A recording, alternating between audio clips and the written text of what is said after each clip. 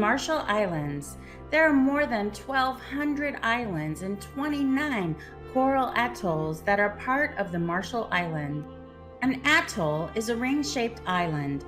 It includes a coral rim that partially or completely encircles a lagoon. On August 16, 1945, Louis Strauss suggested that there be nuclear testing on Navy ships to determine the survivability of them under a nuclear attack. They chose the site because they considered that it was ideal given the size of the population and the ability to anchor a lot of ships for testing. They relocated all of the local people from the islands prior to testing. The locals would never be able to return after testing. As of 2022, the atoll remains uninhabited. The people were moved 120 miles east to the Rongerik Atoll, which was 17 uninhabited islands.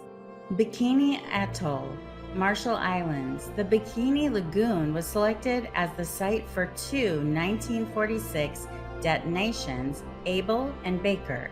This was called Operation Crossroad.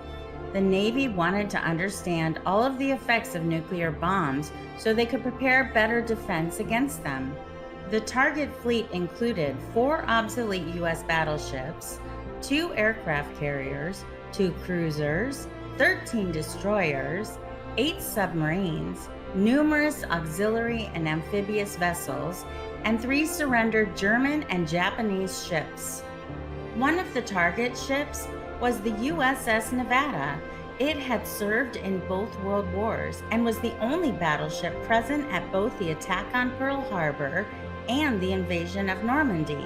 After the war, Nevada was assigned to be a target ship in the Operation Crossroads at Bikini Atoll.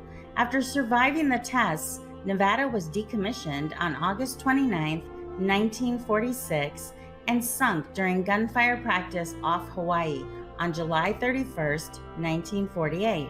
A closely guarded secret for more than a year, an atomic blast set off on the lonely atoll of Eniwetok, 4,500 miles out in the Pacific, is released to the public to show the devastating effects of the bomb on fighting equipment and all types of buildings.